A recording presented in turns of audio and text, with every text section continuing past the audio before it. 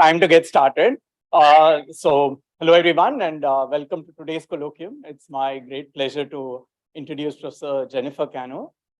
She's a faculty member at Stony Brook University, but at sunny Stony Brook, but also holds joint appointments at Brookhaven and at the Flatiron Institute in New York.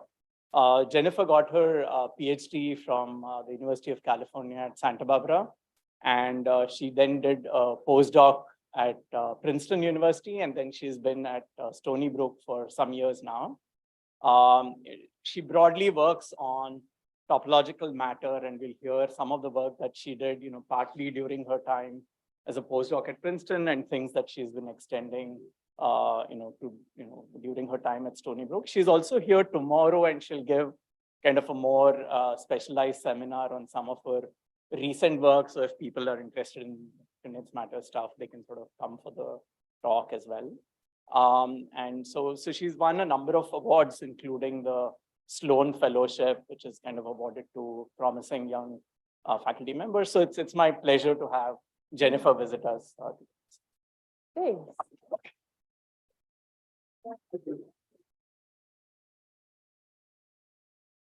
Well, thanks for the nice introduction, and it's been a great day here so far.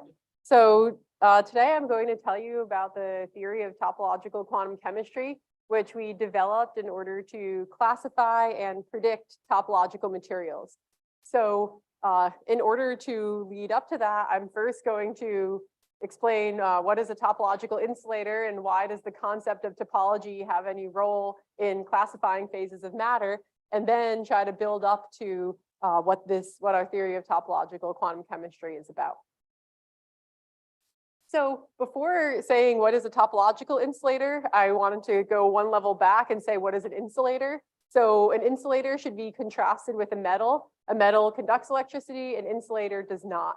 And the characterizing feature of an insulator is that it has an energy gap. So I'll be referring to this a lot, the band gap. Basically, there's an energy cost, a finite energy cost to get electrons to move in an insulator. And in a metal, there's not a gap like that. And so electrons can flow freely, and that's how current is conducted. So we can then ask the question, is it possible to make a combined kind of material, which is insulating in the bulk of the material, but conducting on its surfaces? And you might think, well, okay, I have an idea for doing that. I can take a piece of wood and I can wrap it in tinfoil. So this thing will insulate on its inside, but on its surfaces, it will conduct. But if I cut this in half, I will expose its true colors. What I'll see is that this is really just a three-dimensional insulator, which is wrapped inside of a two-dimensional metal. So this isn't really the thing that we're looking for. So a topological insulator has this special property that it is insulating in the bulk of the material, metallic on its surfaces, and no matter how you cut it, you keep revealing new metallic surfaces. So this is really, it's a new phase of matter. It's not a 2D metal surrounding a 3D insulator. The surface and the bulk are inextricably linked, and you can't just peel off the 2D surface and get a metal. These things are one and the same, and this 2D surface is something that can only exist on the surface of a 3D insulator. In some sense, you can think of, this seems a little bit unusual, but there's some analogy that you can make to a magnet. So if you have a magnet, it has a north and a south pole, and you might think, well, I could cut it in half, and I could split the north pole and the south pole. But of course, this doesn't happen. Whenever you cut it in half, you reveal a new north pole and a new south pole. So this is kind of the same idea. However you want to slice this thing, you'll always make a new surface, and that surface will always be metallic. So I've been talking about 3 dimensions, but we can also have a similar situation in 2 dimensions. So I'll talk about that for a little bit. So in 2 dimensions, in general, different types of topological insulators can be classified based on their dimension and based on their symmetry. And so in 2 dimensions, there's only a few possibilities, which I've listed here. And the type of edge states, these metallic conducting edges that you have, so for a 2D topological insulator, the conducting surface will just be a 1D edge. So the nature of that 1D edge will depend on the symmetry of the material. So I wanted to go through a couple of these different possibilities. So the first possibility is the quantum Hall effect. So and what happens in the quantum Hall effect is that you have a 2D electron gas subject to a perpendicular magnetic field. And so that magnetic field causes electrons to move around in circles. We call these cyclotron orbits. And you can kind of see from this semi-classical picture that if electrons are moving in circles, then because these two circles are next to each other, there won't be any net current in the inside of the material. So this material will be an insulator. But on the edges, these orbits can kind of bounce off the edge. And so they can give you a 1D edge current. So this is one picture of how you can get something which is insulating on the inside of the material and conducting on its surface. And this has a very special property because you can see on these 1D edges, the electrons are only moving in one direction. They can't move back and forth. They only move one way. And so this creates a very robust edge current. And in fact, if you have any kind of dirt or disorder on the edge of the sample, like I've drawn here, the electrons will they have to go around it. It's like no matter how you cut your sample's edge, the electrons will always keep going around in one direction because they have no way to move backwards. They can only go forwards. So this is very analogous to a one-way street. And it's like no matter what kind of obstruction you have on that street, you have to keep moving forwards. And so you can always go around that obstruction. So this kind of very robust current gives rise to a quantized Hall conductance or Hall resistance, which is shown in plots like this. Now, the quantum Hall effect manifestly breaks time reversal symmetry. That is to say, it has a preferred direction because of the magnetic field. And so the electrons, that's what tells them to pick which direction they're moving. But if you have time reversal symmetry, you can still have a different type of edge state. And so this is what we call quantum spin Hall effect. Basically, each spin realizes its own quantum Hall effect in opposite directions. So a spin up is moving one direction and a spin down is moving in the opposite direction. And so these two copies together are time reverse partners. And so this can also give rise to a very robust edge current. And it's robust precisely because the two different spin channels, they can't scatter into each other. So again, there's no mechanism for backscattering because as long as you don't have any magnetic impurities, the spin up and spin down just go right past each other. And so this is kind of analogous to the Autobahn. You have two species that can go really fast because they can't scatter into each other. And this leads to really efficient transport.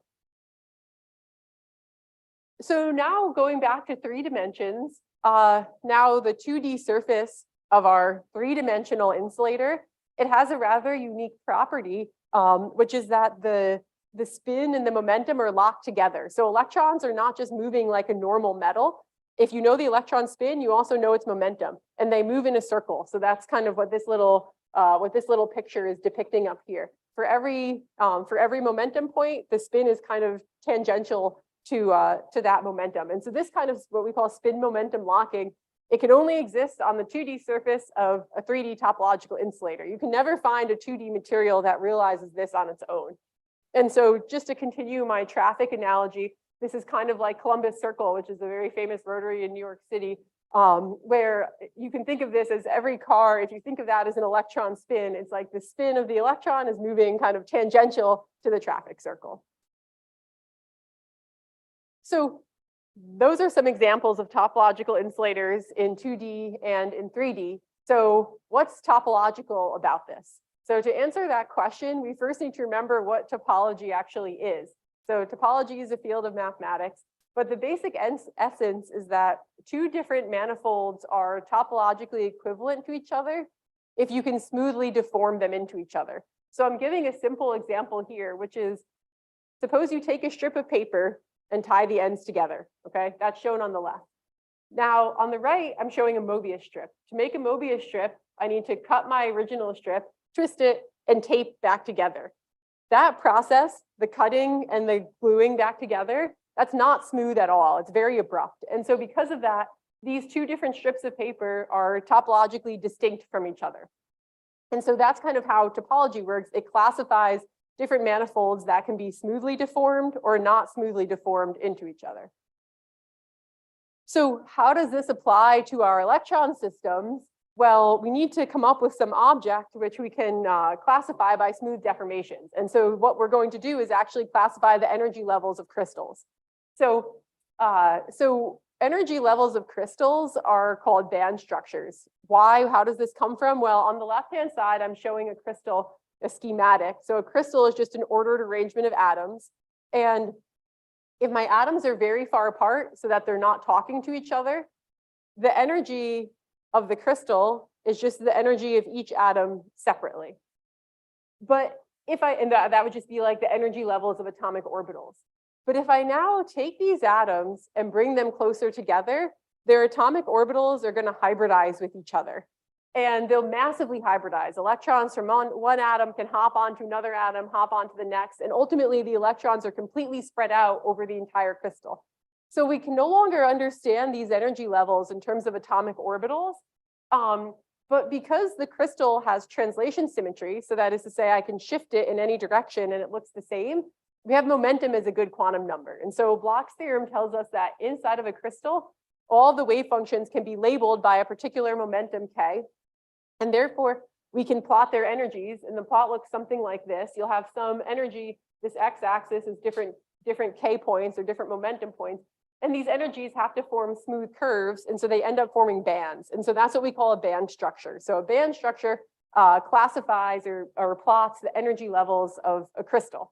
And if you have an insulator, there's always going to be this band gap that I mentioned, which separates the states which are occupied or filled with electrons from the energy levels which are empty or don't have any electrons in them. So now we have something that we can classify with topology, which is we can look at these band structures and we can start moving those bands around. And if we move them around smoothly, then we say that those are two band structures which are topologically the same as each other. But there's going to be, so all these pictures that I've drawn here would be topologically the same. I just took the picture on the left and I started kind of moving around these strands of spaghetti. The rule is that we can't close the band gap. So we always have this energy gap, which I've drawn by this blue arrow.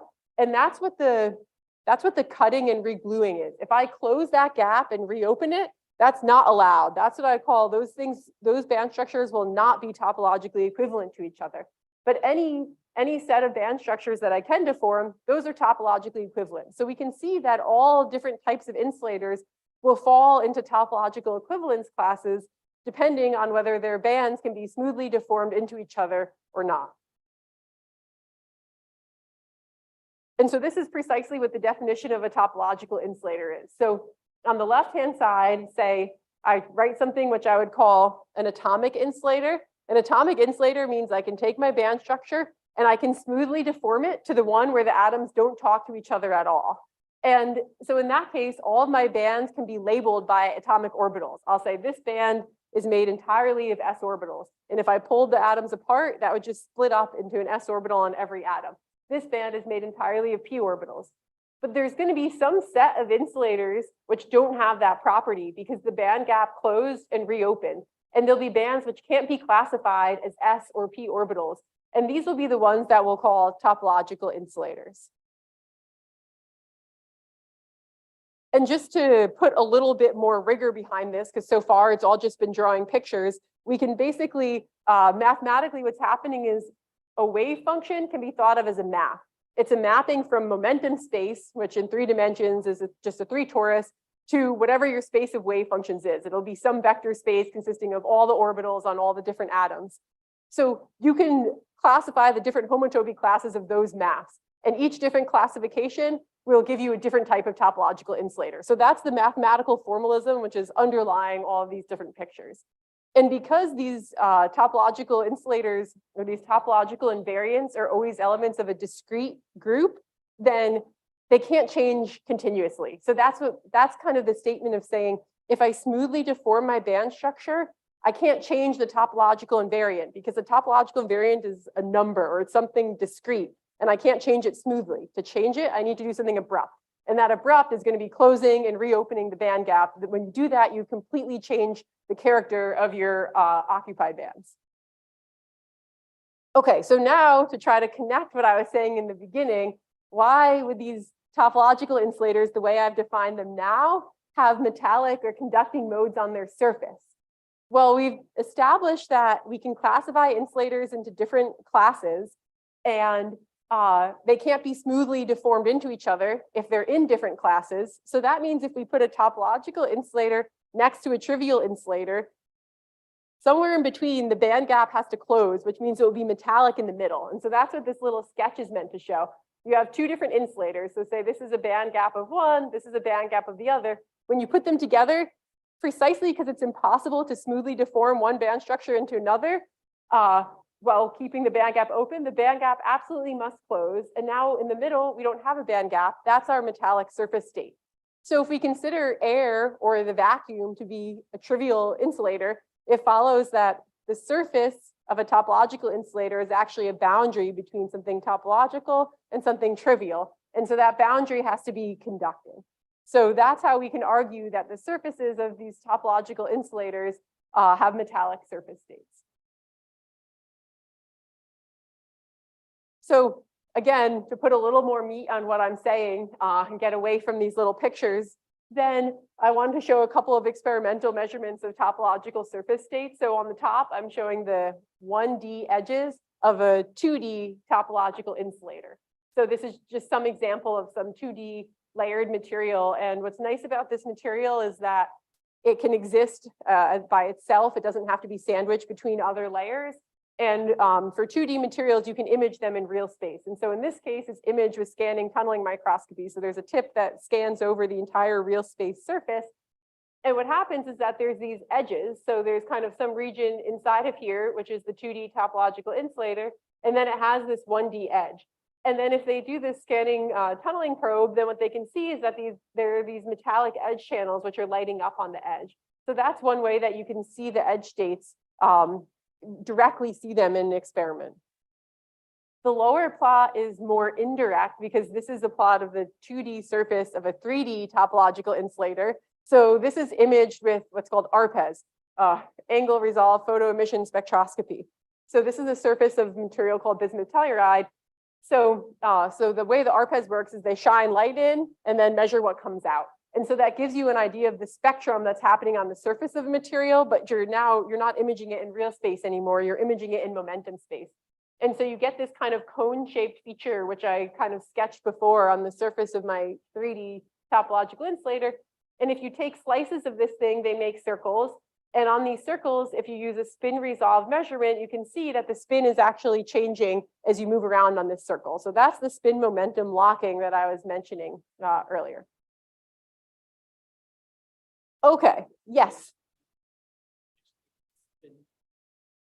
Yeah, so in the top, right, if you had a spin resolved STM, then in principle, I'm not sure if that's been done or not, but then in principle, you could see that we have what I was saying before. Yeah, these spins crossing each other.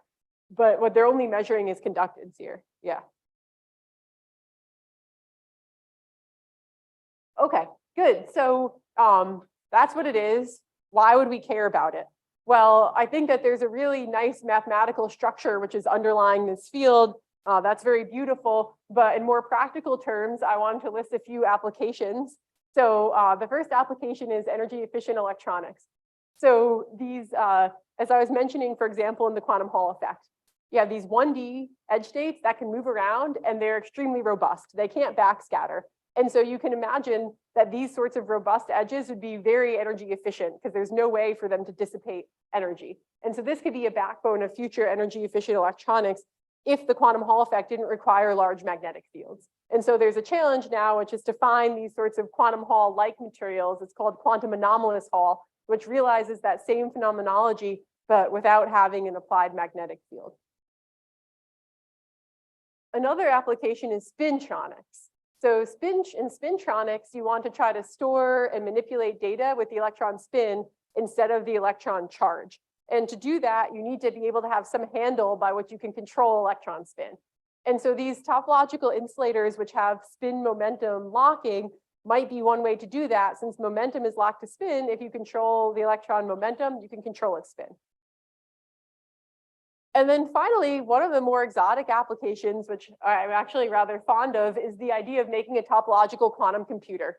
So this is again pretty far off, but the idea here is that because I've kind of explained how the topological edge states are very robust to disorder, but their excitations are also very robust. And so it's the same kind of idea. The challenge with making a quantum computer is that you need qubits to store information, and you need to have them not be flipping around randomly. That will destroy all of your information.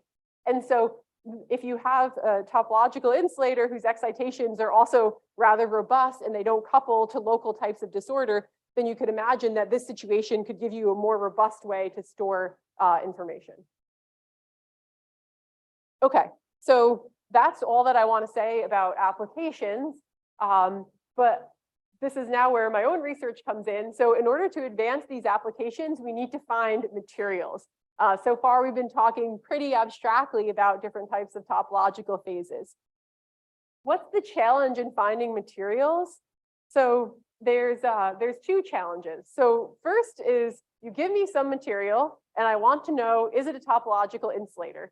Well, of course, I could go and I could try to measure these edge states, but I actually would like to know something before I grow and measure this material so that I only have to grow and measure the most promising materials and I don't waste all my time growing all these different material candidates. And so theoretically, we want to know, you give me some element or some material, give me a chemical composition, how do I know whether it's a topological insulator? And this has been a challenging task because there's the different symmetries of the crystal can change the different topological classifications. And so it was very difficult before to know how can we make a topological classification which is relevant for every single possible combination of symmetries. So that's the thing that I'm going to address. And then the other challenge is in the other direction. Instead of you give me a material, is it topological? How can I efficiently find new materials that are going to realize these different phases? And the basic problem is that crystals are classified in real space, but everything that I've just said is happening in momentum space. And so when I make new materials, if I did do that, if I had an experiment, I would look at the periodic table and I would pick out different elements, but they're not labeled. What I would like is for them to each have some kind of topological label. I could say, oh, this is the element that realizes a topological insulator, done. But that's not how the periodic table is organized. And so we want to find an efficient scheme to find new topological materials. So those are the challenges that we're taking on when we develop this theory of topological quantum chemistry. Okay, good. So this is what our basic outline is. We've already established what is a topological insulator. The key point is that we have insulators whose bands cannot be deformed to those of these atomic limit or trivial insulators. So our strategy is that we're first going to enumerate all the trivial insulators. I'm going to define what I mean by an atomic limit insulator, and then I'm going to find a way to list all of these. And I'm going to give each one of them a key. That key is going to be its symmetry labels.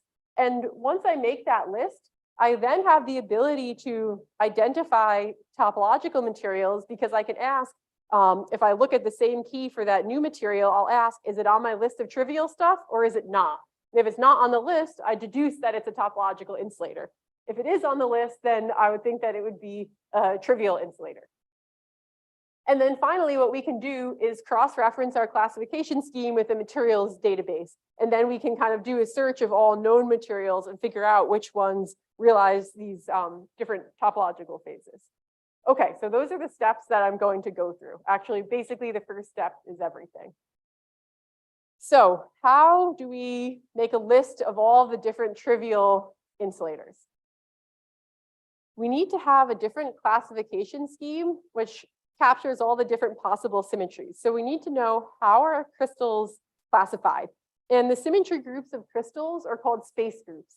So a space group, it's a group in the group theory sense. It's a set of elements, and each one of those elements is a symmetry of the crystal. So in other words, I have different translation vectors. So I move my crystal around, and every time I translate it by one of those vectors, it's invariant. But I could also have rotation symmetries, mirror symmetries, inversion symmetries, all these different crystal symmetries. And if I take my crystal and act on it with that symmetry, it'll look the same. So those are called space groups. And there's 230 space groups. Okay, but within one space group, so the space group just tells me about the symmetry. But even once I know the symmetry of my crystal, it doesn't uniquely say how atoms are arranged. There's many different ways that you can arrange atoms within that crystal. So here's one example. Suppose that my space group has a 6-fold rotation symmetry, and some mirror reflection planes. So this is a triangular lattice. Every single atom is the center of a six-fold rotation. You can rotate around by 2 pi over 6, and the crystal looks exactly the same. It also has a lot of different mirror reflection planes that you can find. But if I look at the middle, which is called a honeycomb lattice, I have the same symmetries. So if I look at the center of each one of these honeycombs, then I have the same property that I can also have a six-fold rotation, and I also have the same mirror plane. So just knowing the symmetry doesn't specify uniquely how the atoms are arranged. So we need to add another classification label on top of the space group, which is called the Wyckoff position. What this tells me is what are the symmetries in the space group that leave one atom invariant, and what are the symmetries that mix one atom with another? So on the left-hand picture, each atom, if I do a six-fold rotation, each atom stays fixed where it is. If I look at my honeycomb lattice and I rotate, do a six-fold rotation, each atom mixes with its neighbor, but each atom is the center of a three-fold rotation. And then finally, if I look on the right, this is called a Kalgame lattice, you can see each atom is only the center of a two-fold rotation. So I can rotate by pi or 180 degrees and I'll leave it invariant, but I still have a six-fold rotation center. It's just not sitting where the atoms are. So the Wyckoff positions tell me there's a separate way to classify how are the atoms arranged within the symmetry group of the crystal. And then finally, on top of that, I have atomic orbitals. So once I say, here's my symmetry group, here's how my atoms are arranged, then I also want to know what are the orbitals on each atom. Of course, every atom has every possible orbital, but not all of them will be relevant for the physics. And so if I want to describe a particular band in my band structure, I could focus on a particular type of orbital. And each different type of orbital will give me a different type of atomic limit. And so it's this data together, that's what I'm calling an atomic limit insulator. It says that here's my symmetry group, here's how the atoms are arranged, this is the orbital that I'm talking about. This data together forms one atomic limit, which is enough to completely describe one band or one set of symmetry-related bands in a band structure. So, right, for each set of data, Wyckoff space group, Wyckoff position, and orbital, all the symmetries in the space group, their action is totally known. They either map one atom to another, or they leave one atom invariant. And so that symmetry data is known in real space. If I Fourier transform it, I'll get a band structure. Well, what I'll actually get is a bunch of symmetry labels in momentum space. And so what that means is that for each one of these band structures, the x-axis is a bunch of different momentum points. I can write these labels that I've drawn, which are telling me how do the wave functions transform under certain symmetries. And those labels are completely determined by the symmetry data in real space.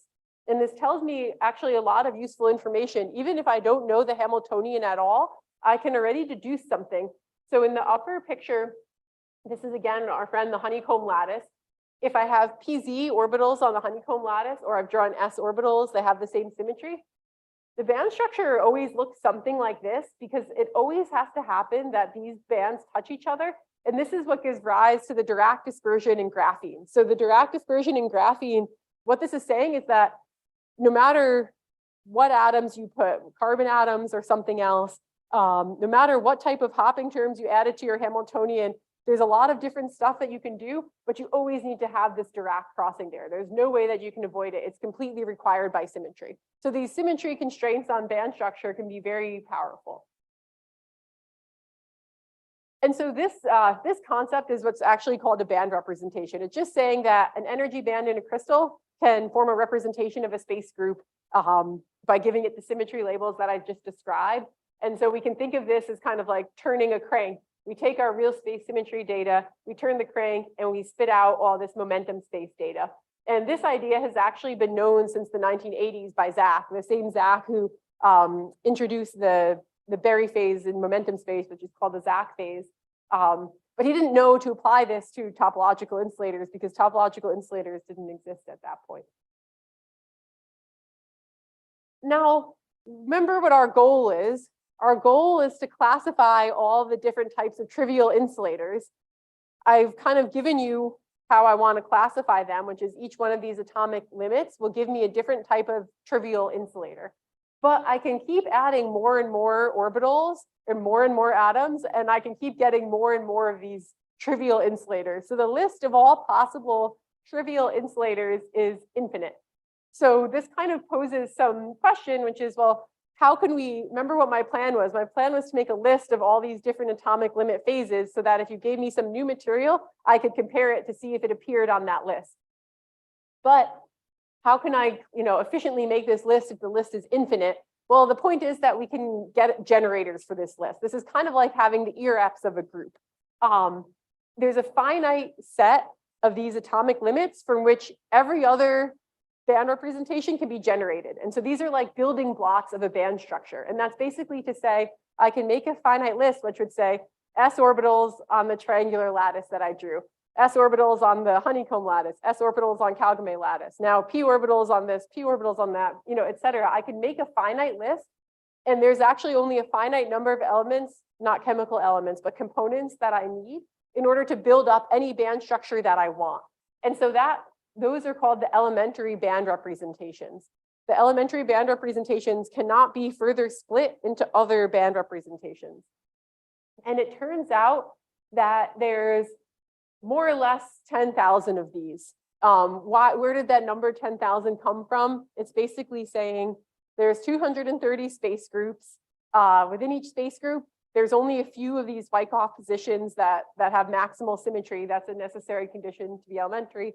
And also there's a few different ERFs, which are different types of orbitals that are that are irreducible. And so that combination together adds up to be approximately this amount. So 10,000 is actually not that big of a number, for modern computers. And so we can actually, this list is not that big. And so this allows us to make our complete list of these trivial atomic limit insulators. And that's exactly what we've done. So we put this list on the Bilbao crystallographic server. So the Bilbao crystallographic server is freely available. You can look it up. This is the link to it. And on this website, it has a lot of different data about crystals. It has a list of all the space groups, a list of all the symmetries in each space group, a list of Wyckoff positions, and almost anything else you would ever want to know about a crystal symmetry group.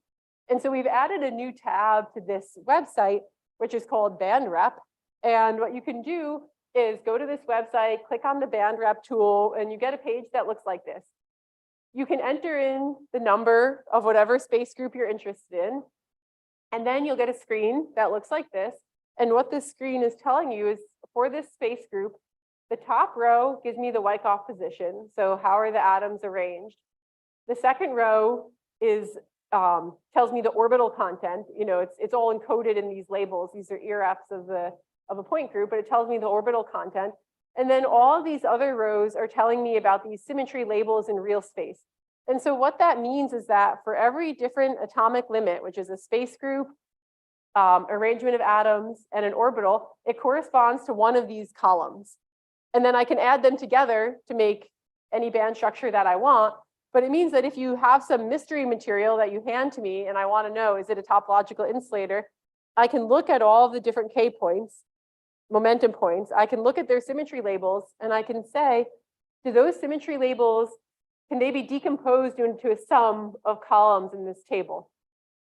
And if they can't be, then it's not a sum of different atomic limits. That means that there's no way to decompose it into atomic limits. And so the bands can't be smoothly deformed to a trivial insulator. And that's my clue that this is a topological insulator. So these tables are key in order to identify what the topological insulators are. There's another row on these tables, which is called decomposable or indecomposable, which is really the question of, for this particular combination of space group, Wyckoff position, and orbital, can you open a band gap just with that one type of orbital? And if the answer is yes, we say decomposable. So let me just give you a little bit of what these different columns correspond to. So the first column for this space group, this is the space group that has the symmetry of graphene or the honeycomb lattice. The first column corresponds to S or PZ orbitals with no spin orbit coupling. And so this thing says indecomposable. So that means that in this space group with those orbitals, I can never realize an energy gap. I will always get this kind of metal or semi-metal, which is characteristic of graphene. Now suppose I go to this other column. So this is the same orbitals, but it includes spin-orbit coupling. This says decomposable. So this tells me that with these orbitals, I can actually realize an insulator. So the band structure is drawn schematically, something like this. And I actually know that whenever this thing says decomposable, it'll always be a topological insulator, precisely because each column corresponds to an elementary band representation. It can't be split into two other atomic limits, otherwise it wouldn't be elementary. So when it splits into two, it means that neither of these is an atomic limit. And so that's kind of the definition of a topological insulator. And so this tells us that graphene with strong spin-orbit coupling could be a topological insulator, which was actually predicted in this kind of early paper on this field by Kane and Millet. Yes, question?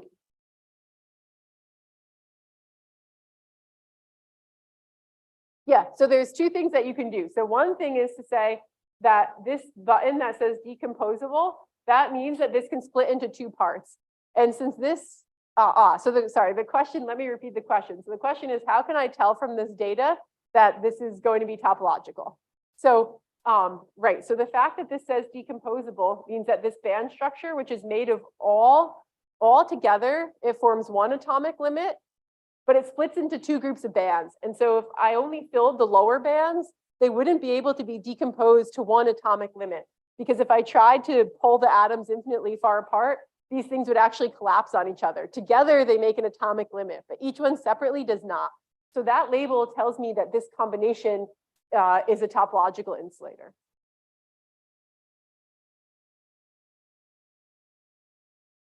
If it's made of a single symmetry related set of orbitals and it splits into two, then yes.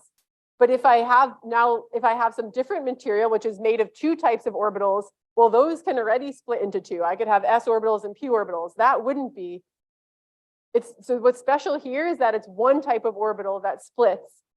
And so just all of these things together are made from one set of symmetry related orbitals. But the lower part by itself is not a set made from an atomic orbitals. That's what's special. Now there's something else I can do, which is suppose that I have some material which is made of two types of orbitals and then they cross each other, so that like some kind of sketch that I drew before, I had a band that's mostly s orbitals and partially p, another band that's mostly p orbitals and partially s. If I looked at the valence bands of that material, what I would see is that they don't correspond to one of these columns. The symmetry labels are not listed here because it'll be a mismatch. It'll have some entry swapped between the two columns. And so that's another way how I can use those tables to tell whether my band structure corresponds to a topological insulator or not. Does that make sense? Okay. Great. So, right, let me just give a couple of more examples. So another example would be this other column, which corresponds to px and py orbitals with spin-orbit coupling. And again, this one says decomposable also. So that also would give us a topological insulator if you half filled those bands.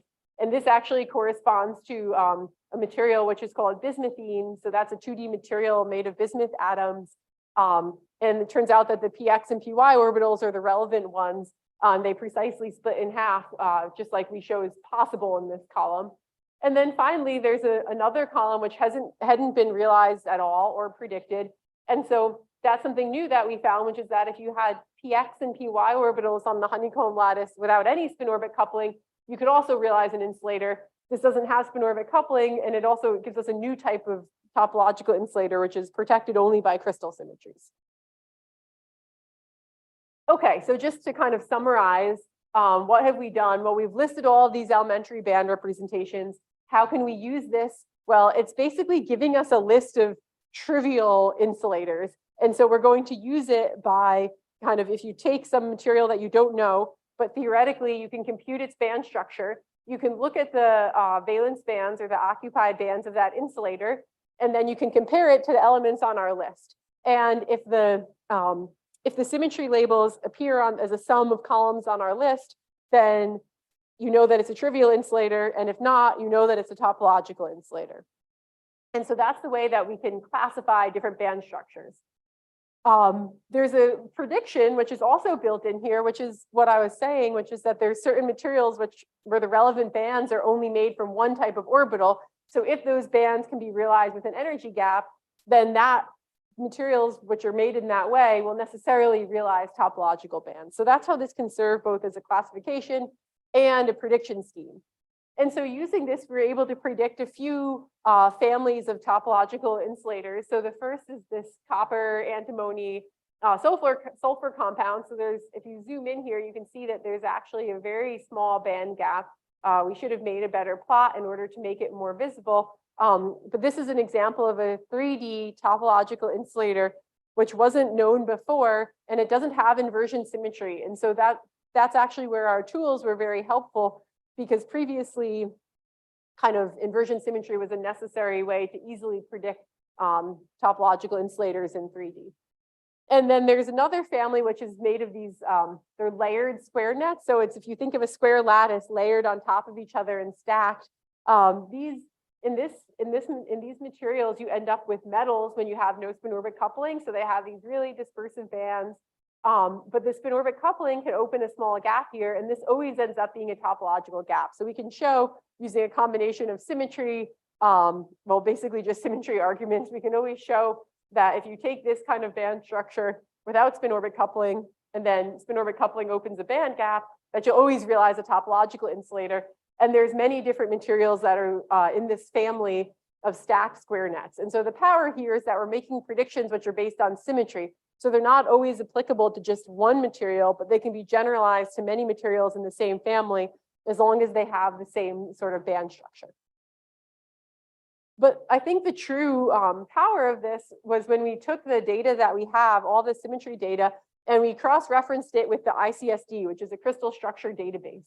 And so from this, so there's a little video which shows you how this website works. But what's listed on this website is it takes all of the materials reported in the ICSD and computes all of their band structures and compares their band structures compares the symmetry labels to this list of tables on the Bilbao crystallographic server. And from there, you can ask, is this material topological insulator or not? And so you can use the website the way that the video is showing. You can click on different elements and it will say, here's a list of compounds with those elements.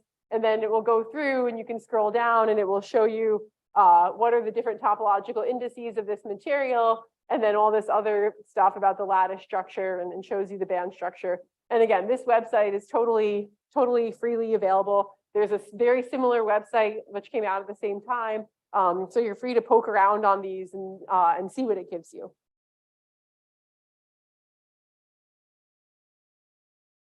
Okay, so finally, are we done yet? Have we found all the topological materials? Well, this theory of topological quantum chemistry, as I've tried to justify, can classify and predict topological materials, and we've made this database of all known materials. It's fed in from this crystal structure database. So what's left? Well, of course, any material that's not in the database needs to be examined separately. New materials are always being discovered. But I think there's some bigger questions than that. So I've tried to outline some of them here. So, so the first question is what I'm calling a filter for goodness. So what that really means is if we want something to be an insulator, we actually want it to have a sizable band gap. If the band gap is too small, it might technically be an insulator, but it's not going to act like one. And there's also a whole other family of semi-metals which can be classified as topological or not. And we have a similar problem there. We might have these semi-metallic crossings, which we call topological, but if they're not isolated from other bands, not very helpful for us. Another question is we've done this high throughput materials search, but that relies on knowing that the band structures we've computed are correct. But actually these ab initio calculations of band structures they're just not always right. Not all materials are well described by band structures for a variety of different reasons. And our database neglects those effects. And so it would be important to figure out what's the consequence of those. And in so-called strongly correlated materials, how does the topological classification get extended? And then finally, the remaining thing, which I think is interesting, is I've justified this whole field of topological insulators by saying insulating in the bulk, conducting on the surfaces, interesting applications follow. But what we found from this classification scheme is actually that if we define a topological insulator to be one which is not smoothly deformable to an atomic limit, that definition doesn't always provide surface states, because sometimes the surface breaks the symmetries that protect that topological phase. And so this actually gave rise to a new type of, a new family of topological insulators, which are called higher order topological, where it's insulating on the bulk of the material, insulating on the surfaces, but can have conducting modes where two surfaces meet each other on a 1D edge. And so now there's kind of new types of topological materials that have come out of this that people are investigating. So on the last slide, I just wanted to kind of give some status update of what my group has been working on at Stony and Brook. So we've been investigating these types of higher order topological insulators and how we can measure them and predict them. And so one of the things we've been looking at is defects in these. So this little square is meant to say, suppose I have a higher order topological insulator. Suppose I cut it into a finite size cube. I can see these different one-dimensional conducting edge states that I was talking about. So it would only be able to conduct on the 1D edges, but not on the surfaces and not on the inside. But it turns out that if you make a one-dimensional defect, which is called a screw dislocation, kind of like a parking garage defect, if you go around it, you end up one level higher, then you get new conducting channels along that defect, and you get new conducting channels on the surface where you have a step edge. So we've been studying these types of defects in topological materials. We've also been looking at how can we manipulate topological surface states. So that's what I'm going to talk about tomorrow. And then finally, there's this really interesting way of making new 2D materials, which are called Moiré heterostructures that display both topological phases as well as strong correlations, and looking at the interplay between these is something that I'm very interested in. So in summary, first I want to acknowledge many great collaborators I've had over the past 10 years or so. And then finally, just want to say, so the theory of topological quantum chemistry predicts and classifies topological materials. Here's some relevant references. And also we've written these two review articles. The first one is focused on the kind of theory, and the second is focused on the materials outlook. And then maybe some kind of outlook for students, what's coming up next? Well, those are the open questions that I was mentioning. How can we find better materials? How can we incorporate these beyond band structure effects? And finally, when will we ever be able to use topological materials in device applications? So I'll end here. Thanks for your attention. I'm happy to take questions.